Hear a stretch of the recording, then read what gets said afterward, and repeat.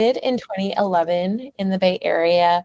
Initially, our founder was really just looking for relevant programming for her daughter, couldn't find it. And so she started a code club in a prep school basement. That was in 2011. Since then, we have served over 30,000 girls and gender expansive youth with our programming. And our mission has really always been around serving, around the fact that less than 2% of tech roles are held by Black women. And this is a problem for a number of reasons, but hold on a sec. I'm sorry. My screen has disappeared and I can't see what I'm looking at. Hold tight.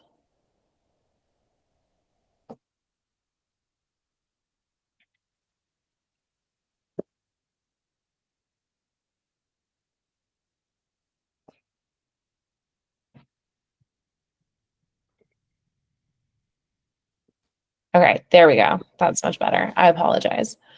So we've always been around addressing the fact that less than 2% of STEM jobs are held by Black women. So an entire demographic is missing from the rooms where arguably the most influential industry is being formed. So our mission is to ensure that Black girls believe they belong in tech and launch them with the skills, opportunities, and resources they need to lead.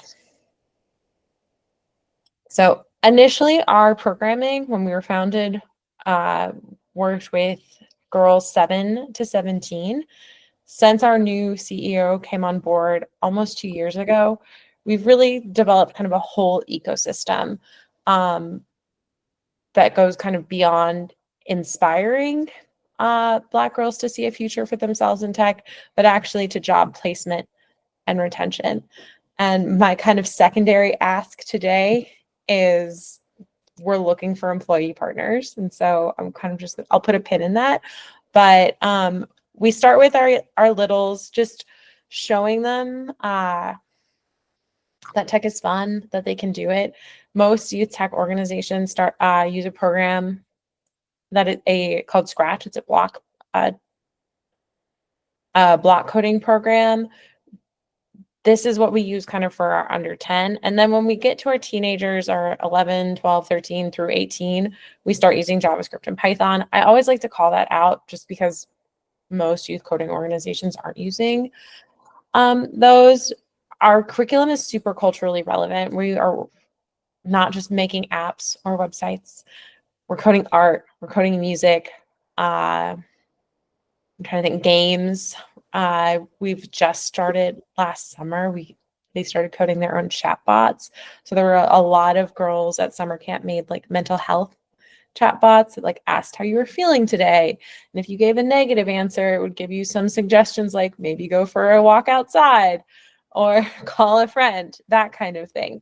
So really kind of holistic programming that's showing how influential tech is. So if you're interested in fashion design, understanding that there are tech is pertinent to fashion. It's sustainability, the environment, all those things.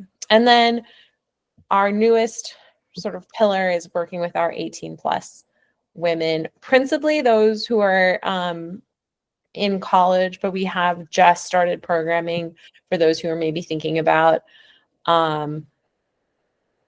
technical certifications and career changes. Our programming is built around 3 pillars. Inspire. So we're inspiring a passion for tech. And that's usually with our littles, but we do have like Inspire programming that spans our age range all the way up to 18 so that you can kind of jump on board no matter your age. Educate with relevant skills. So that's really where we start looking at those hard skills. And then launch. And that is where we're teaching what we call power skills. We're doing technical interview prep, industry insights, job postings like door opening, community. One thing I'll save that for when I'll talk about it now. But one thing we hear often from our girls, especially who are in college and are studying computer science, oftentimes they're the only Black women in their class or their program. And so we really get the sense of how isolating it can be for them. And so we've really worked to develop a community for these young women so that they feel tethered to the work, to their studies, and want to graduate from their programs. So to dive a little bit into Inspire, and I should mention that this year we're in 12 cities across the US, and that we also have virtual programming. So our reach is pretty wide. Our leadership, so we do leadership and community events. We also call these enrichments. These are a great opportunity if you ever want to host BGC at your campus or at your office. We had a really fun one this fall with a gaming company. We did one with Waymo, so our girls got to go see driverless cars and meet the CEO there, things like that. We usually do 1 or 2 a quarter, depending on the market. Then we have our technical workshops. So these are virtual or in person, and those are just kind of an introductory course. Again, kind of under inspiring themselves, like our learners to see themselves in tech, or also just kind of letting them see themselves represented in this industry. And then camp. Camp is a week long. It is my favorite of our programming. It's super fun. We'll be in 12 cities this year. I think we might end up having 14 camps across 12 cities just because a few had wait lists, but they're week long. This is really where I feel like our holistic programming comes into play, because we have our campers for a full day. So there's always a wellness component. There's always a mental health component. And then our boot camps are very similar to our camps, again, like 3 days intensive. And we've typically done them in the summer, but we are starting to explore winter breaks and spring breaks for these boot camps as well.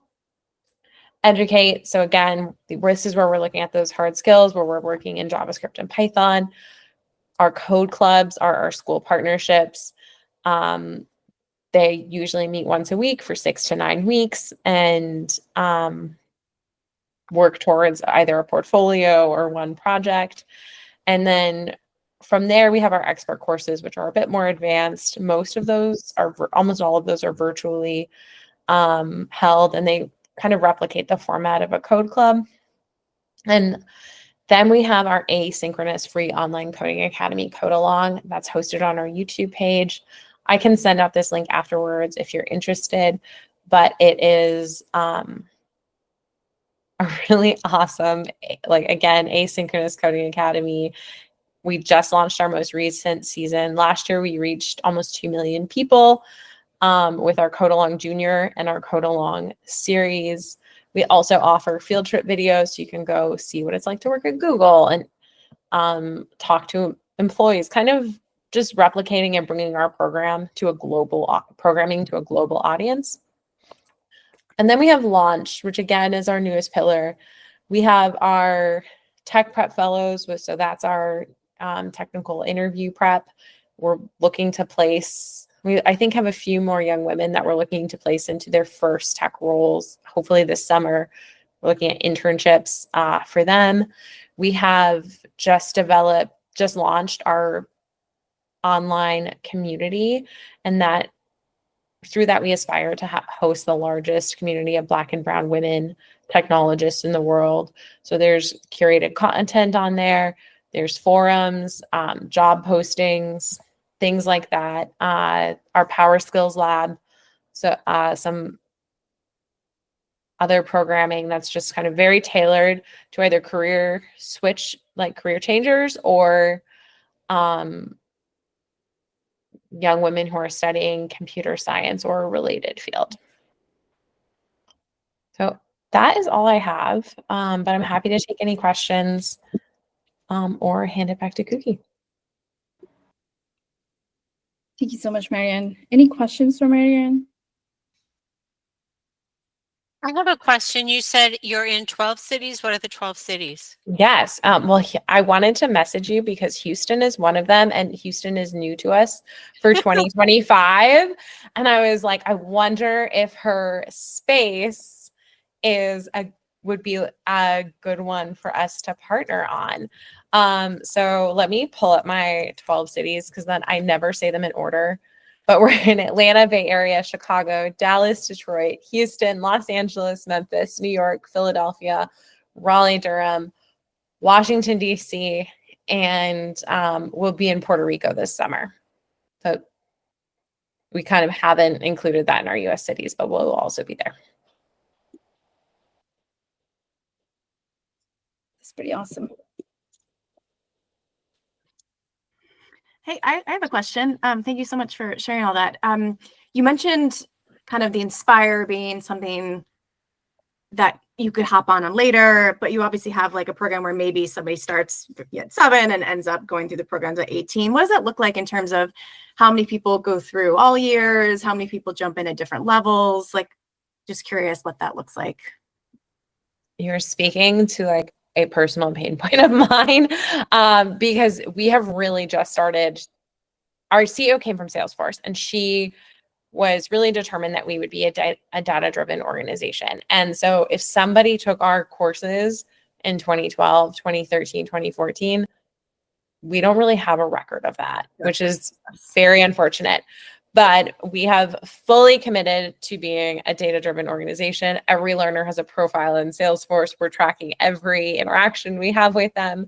So I'm really excited for like 10 years from now when we can say like, this 7-year-old started with a code club and now she's entering her freshman year of college and studying computer science.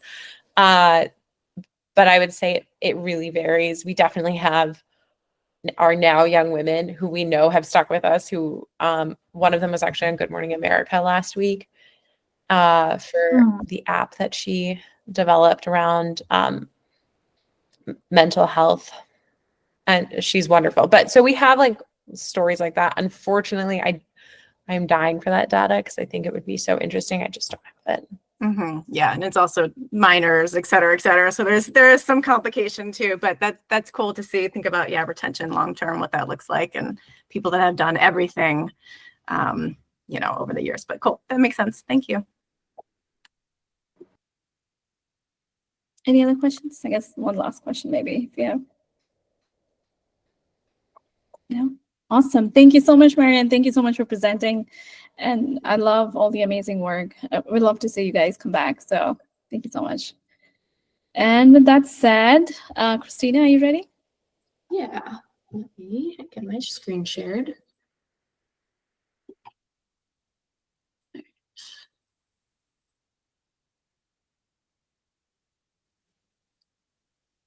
Okay, perfect. So yes, my name is Christina Engel. I am the new Director of Development for CyberUp. We're a workforce development nonprofit, specifically in the cybersecurity field. So new to this role, new to the tech world, but it's been really exciting kind of getting to see all of the ins and outs of it. And coming from an education background, I'm going to be talking about our youth program that we have that's specifically geared towards getting more young girls interested in cybersecurity and getting them into this field.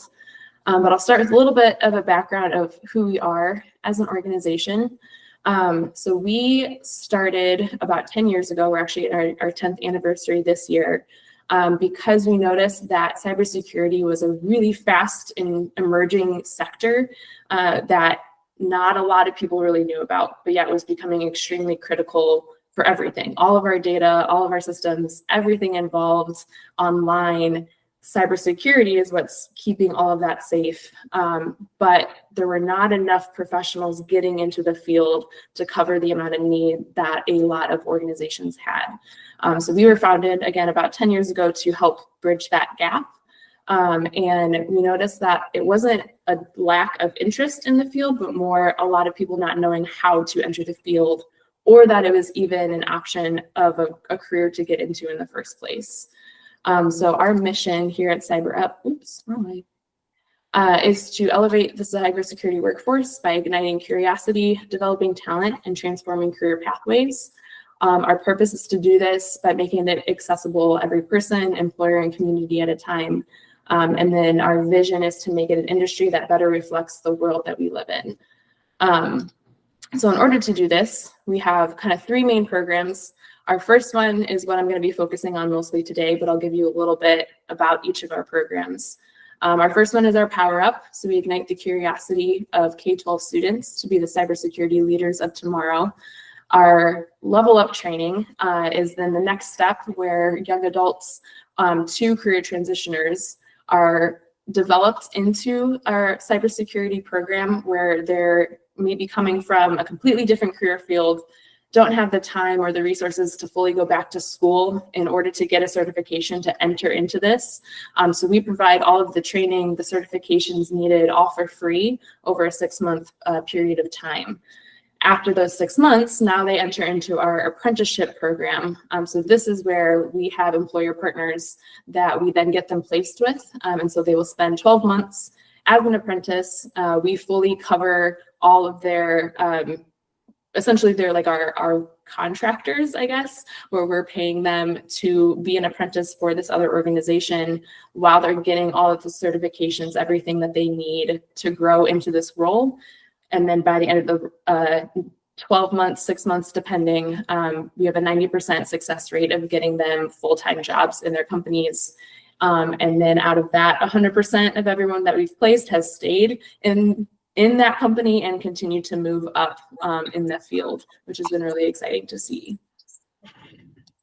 So our Power Up program, where I really want to focus today, we specifically work with the Girl Scouts being our biggest partner. We have found a lot of success working with them, noticing that a lot of women tend not to go into tech fields in general, and even more specifically cybersecurity, because they don't see a lot of representation of themselves in that field.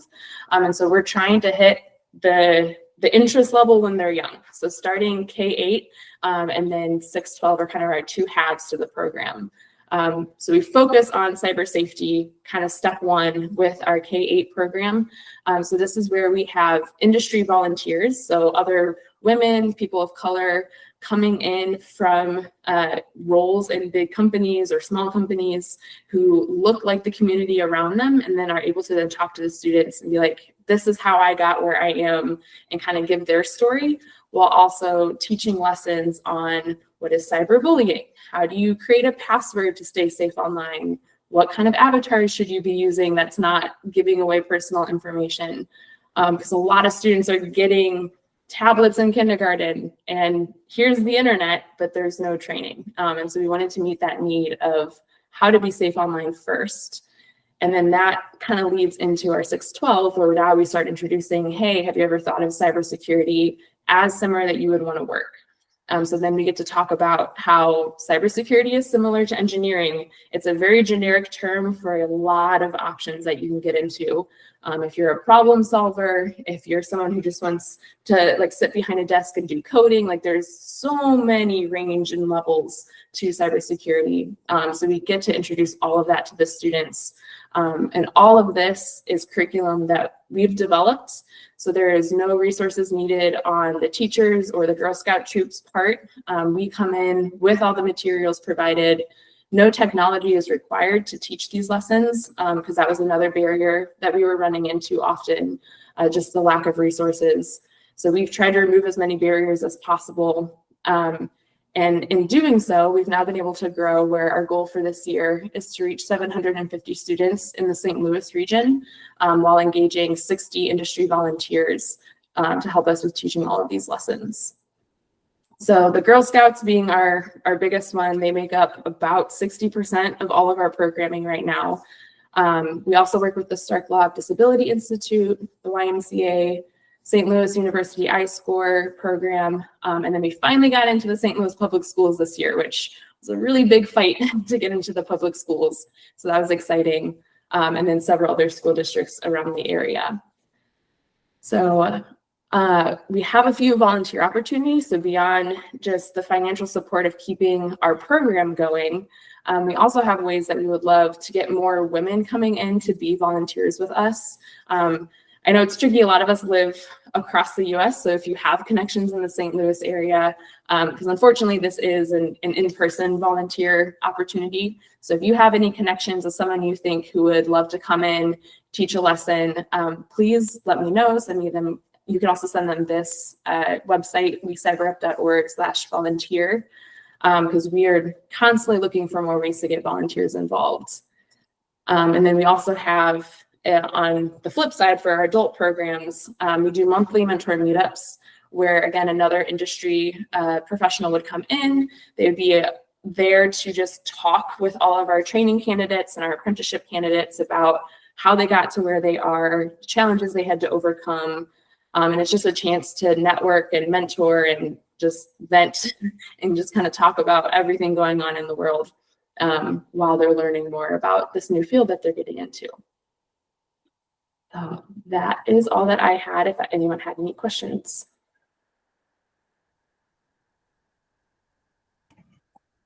Christina group, I just wanted to say hello. I'm so sorry. I was about like Hi. half an hour late because I was like running home from work. But I just want to say, like, that's amazing. And Marianne, I'm so sorry because I think you were presenting beforehand and I came in right at the last end of the tail. So yeah, guys, I mean, listen, I love this group and, you know, and all the rest of it. But like Christina, I've got, I work for Visa and I've got some people that work in your area. So I'd love to get like this information and like share it with them and see if anyone wants to be involved. Yeah, that would be fantastic. Thank you so much. I will definitely Of connect with course. you. Thank you so much, Rebecca. Yeah, no worries. Thank you for joining. Any other questions for Christina?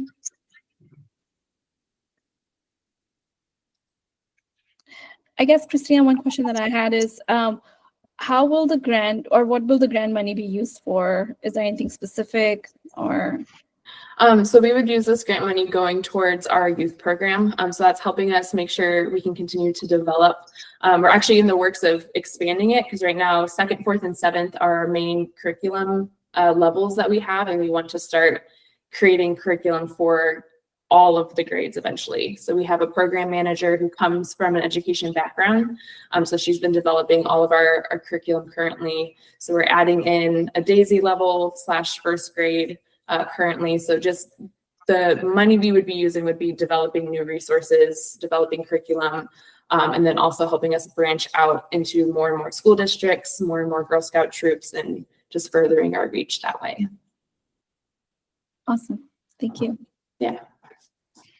Christina, just a question. So like a lot of kids have got tablets at the age of 6. Yes. Yeah. Yeah. It is coming from also an education background. I had kindergartners that were given tablets day one of school, and no one has taught them how to use it correctly and safely. Teachers don't always even have all, like, I didn't have most of this knowledge. I've learned so much in this role alone. So I would not have known how to even teach my students. It was just kind of a thrown out resource. Good luck, teachers, figure it out. So we wanted to come in and be that additional resource that isn't just adding to the teacher's plate. Because that was another thing. We used to have a program where it's like, here, teachers, you can go teach it. And that, they're like, great, I have too much. That's not going to happen. So we revamped it where we'll come in. You are there to help us, obviously, with moderating your class, but you're not teaching it. You get to have your plan time while we take everything over. No resources needed. We leave behind books afterwards as well, so they can add more to their classroom. So just trying to remove all of those barriers so that there's no reason why the students aren't learning how to be safe starting in kindergarten. Yeah. Okay. Wow. It's awesome. For sure. Let's see. Any other questions? No, I guess that's all. Thank you so much, Christina. Yeah, thank you. And let's see, I'm gonna stop the recording.